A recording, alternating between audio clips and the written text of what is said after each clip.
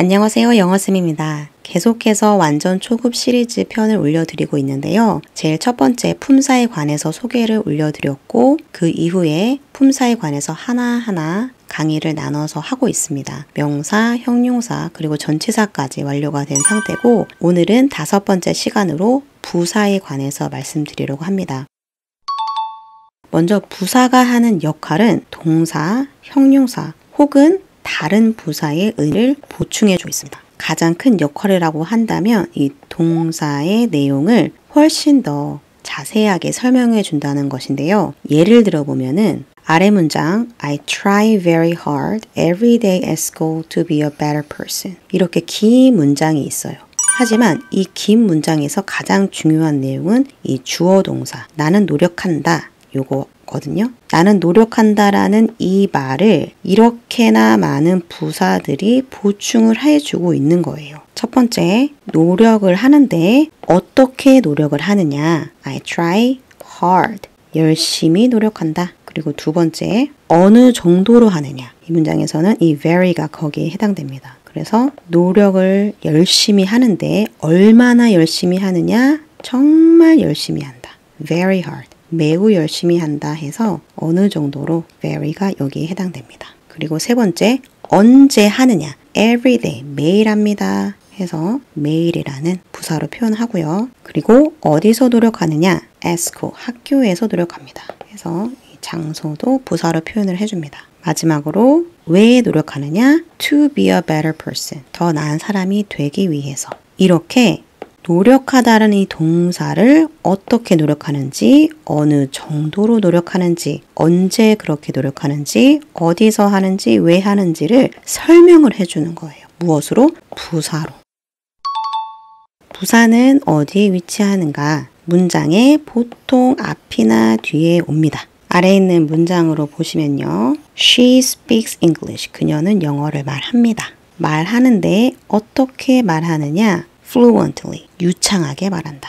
말하다라는 이 동사를 보충해주고 있는 거죠. 두 번째 문장도 그는 달렸어요. 어떻게 달렸냐면 여기선 부사가 두 개가 나옵니다. 빠르게 달린 거죠. 왜? To catch the bus. 버스를 잡기 위해서. 그래서 달린 방법, 어떻게 달렸는지 그리고 달린 이유를 설명해 주고 있습니다. 무엇이? 부사가요. 그리고 이 세 번째 문장인 경우에는 빈도부사가 쓰인 것을 볼 수가 있는데요. 여기서 빈도부사라는 것은 무엇이냐면 여기 위에 나와 있는 것처럼 얼마나 자주 그 행동을 하느냐를 표현해 주는 건데요. 뒤에서 더 자세하게 다루겠지만 항상 하는 always, 대부분 하는 usually, 그리고 한 번도 하지 않은, 절대로 하지 않는 never 이러한 단어들이 빈도부사에 해당합니다. 이 빈도부사는 위치가 조금 정해져 있는데요. 일반 동사가 나왔을 때는 바로 그 앞에 위치하고요. 동사가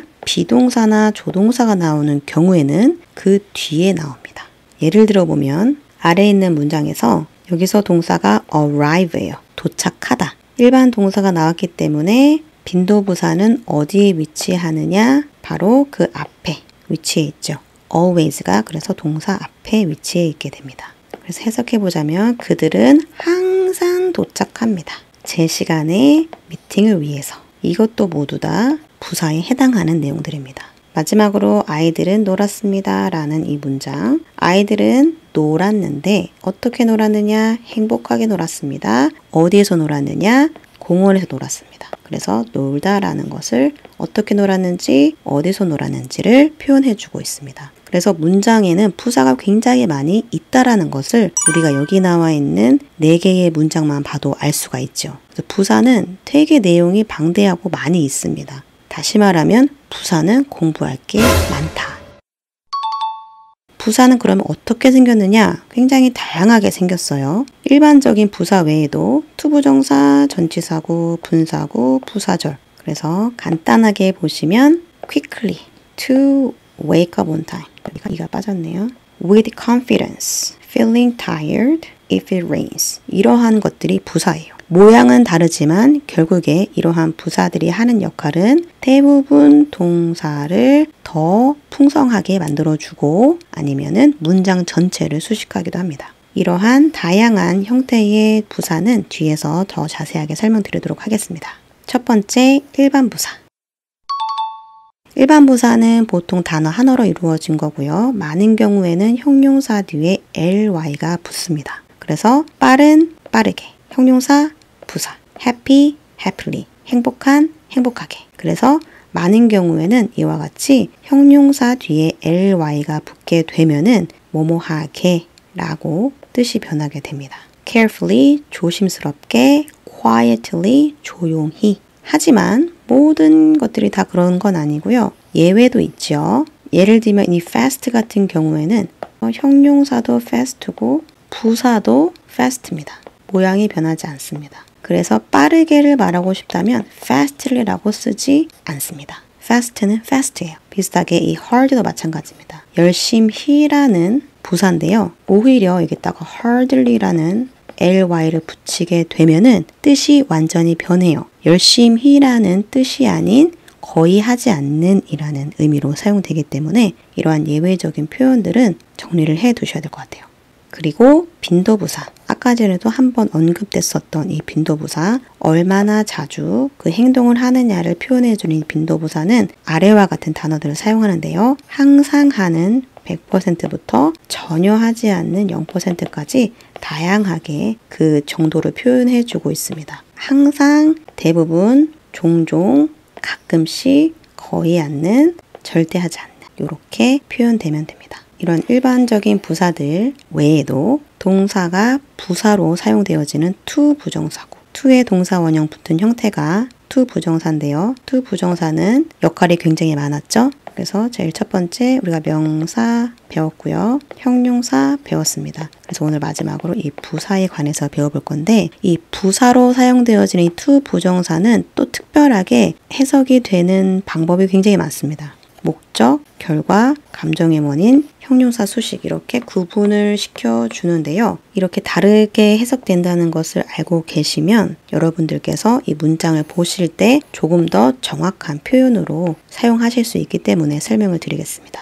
대부분의 경우 투부정사가 부사로 사용되어질 때는 목적을 말할 때가 많이 있어요. 그래서 동사를 하는 목적을 표현해 주는 방법으로 투부정사를 사용해요. 그래서 이 장난감을 샀는데 그 산 목적이 무엇이냐? To make my daughter happy. 내 딸을 행복하게 하기 위해서. 그러한 목적으로 인해서 나는 했다 라는 목적을 표현해 주는 거죠. 이 목적을 표현해 줄 수 있는 투부정사는 in order to 아니면 so as to로 바꿔서 말할 수가 있어요. 그래서 이 to make라는 단어를 in order to make로 바꾸든지 아니면 so as to로 바꾸든지 두 가지로 다 바꿔줄 수 있습니다.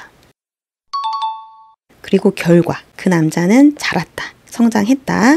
패션 디자이너가 되기 위해서가 아니고 자라났더니 그 결과 패션 디자이너가 된 거예요. 일어나는 일의 순서가 이렇게 됩니다. 자라나서 패션 디자이너가 된 것이기 때문에 이 동사의 결과물이 뒤에 나오게 됩니다. 그래서 소녀는 자라서 결국에 패션 디자이너가 되었습니다. 라고 하는 게 의미적으로 맞아요. 근데 그 위에 있는 이 목적은 어떻게 되냐면 딸을 행복하게 하기 위해서 산 거죠. 목적을 이루기 위해서 동사를 한 거고요. 아래에 있는 이 결과 같은 경우에는 자라서 결국에 패션 디자이너가 됩니다. 한 가지 더 힌트를 드리자면 이 결과로 사용되어지는 동사는 한정적입니다. 많이 없어요. 그 동사들만 익히고 나시면 그 동사 뒤에 투부정사 나왔다 그러면 결과로 쓰인다 라고 정리하시면 될 것 같고요. 그리고 결과로 사용되어지는 투부정사 같은 경우에는 only to라는 표현으로도 바꿔 쓸 수 있다라는 거 정리하시면 되겠습니다.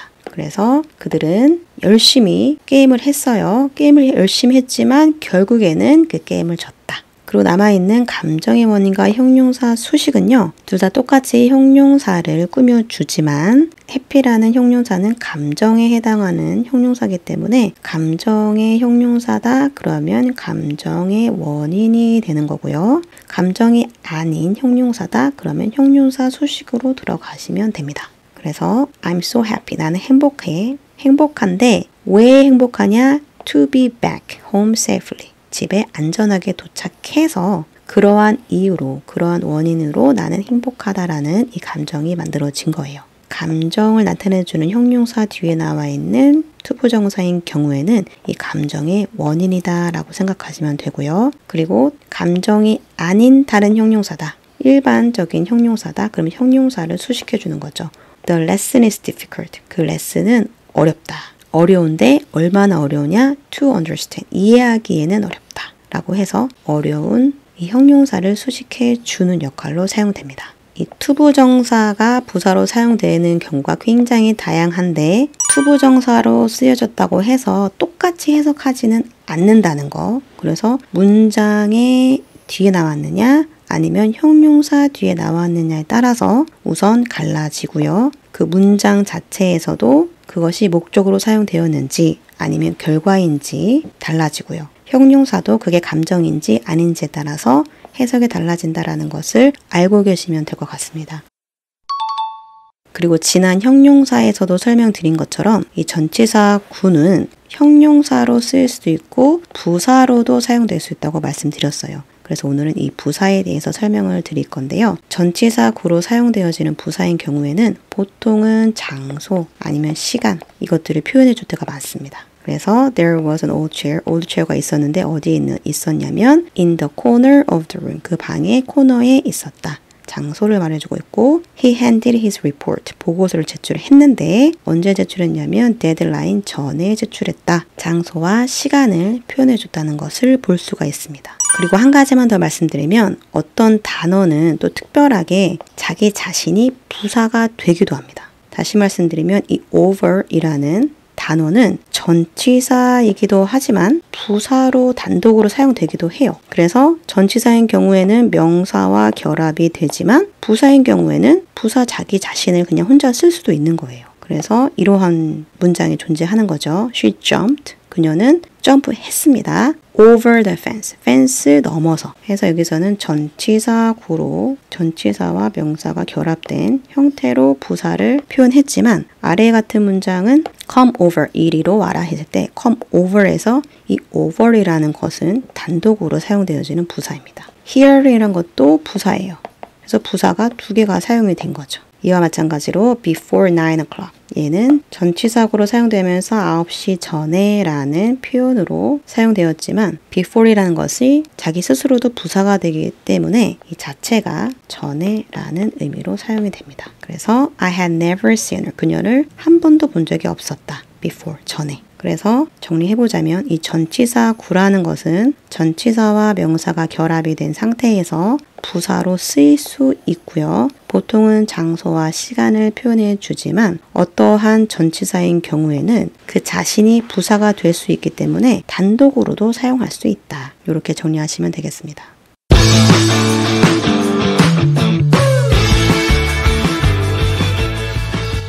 그리고 부사로 사용되어 줄 수 있는 문장, 부사절과 이 부사절을 이용해서 만드는 분사구문, 이 두 가지만 남았는데요. 이거 같은 경우엔 내용이 정말로 방대하기 때문에 오늘은 이런 것이 있구나 라는 정도만 이해하시면 될 것 같아요. 먼저 부사절이란 부사절을 만드는 접속사와 문장이 결합된 형태를 말하는데요. 이러한 부사절은 또다시 다른 문장, 즉 주절과 연결되어지게 됩니다. 그래서 이 부사절인 경우에는 언제나 문장이 이 부사절 자기 자신뿐만 아니라 주절이랑도 붙어있기 때문에 문장이 두 개가 있다는 것을 볼 수가 있어요. 이 문장 두 개가 접속사로 연결이 되어진 거죠. 근데 접속사가 있는 문장을 우리가 부사절이라고 하고요. 접속사가 없는 문장을 우리가 주절이라고 합니다. 그리고 부사절은 보통 시간, 이유, 조건, 양보 등을 표현을 해주는데요. 문장으로 보실게요. When you cross the street, 길을 건널 때에는 you should look, 봐야 한다, both ways, 양쪽 길을. When you cross the street, 당신이 길을 건널 때라는 시간을 표현해 줬습니다. 그리고 두 번째 문장은 If you turn to the left, 왼쪽으로 꺾으면 you will find the building. 빌딩을 찾게 될 겁니다. 라는 조건. 세 번째, as I felt ill. 내가 아팠기 때문에 I didn't go shopping. 쇼핑을 가지 않았다. 이유. 그리고 마지막으로 though I live near the park. 그 공원과 근처에 살지만 I have never been here. 여기 한 번도 온 적이 없다. 라는 양보의 의미. 이렇게 다양하게 해석되어지는 부사절 접속사를 제가 한 번 더 정리해 봤습니다. 시간과 관련된 접속사들 when, while, before, after, once, as. 조건은 if, unless, in case, suppose, as long as.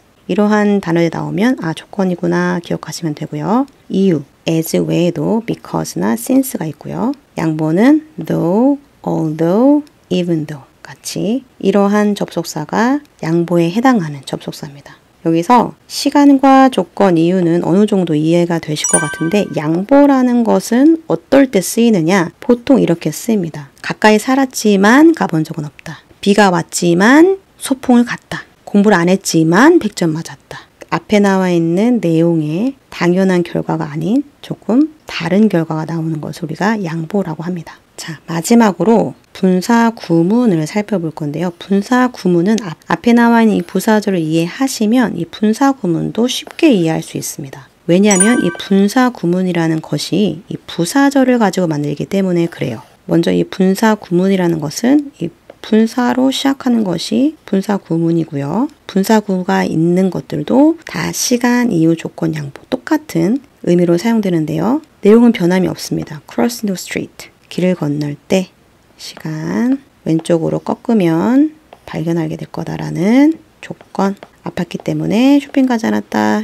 이유, 가까이 살지만 한 번도 온 적이 없다라는 양보. 그럼 여러분들께서 부사절 같은 경우에는 접속사가 있기 때문에 그것을 시간이나 조건, 이유, 양보로 해석을 할 수가 있는데 분사 구문은 접속사가 없으니 어떻게 알고 시간인지 조건인지 해석을 달리 하느냐라고 질문하실 수가 있는데 이러한 문장의 앞뒤를 보시면 앞에 나와 있는 접속사가 없이도 그렇게 해석이 될 수밖에 없는 논리에 의해서 만들어지기 때문에 다른 걸로 해석이 되진 않습니다. 누가 봐도 논리적으로 맞는 것들만 분사 구문을 만들어요. 다시 말해서 누구나 다 상식적으로 이해할 수 있는 선에서만 분사 구를 만들기 때문에 여러분들께서 크게 염려하지 않으셔도 되고 이 분사 구에 대해서는 더 자세하게 또 분사 구문만을 따로 설명드릴 예정이니까요. 그때 더 자세하게 설명을 들으시면 될 것 같습니다.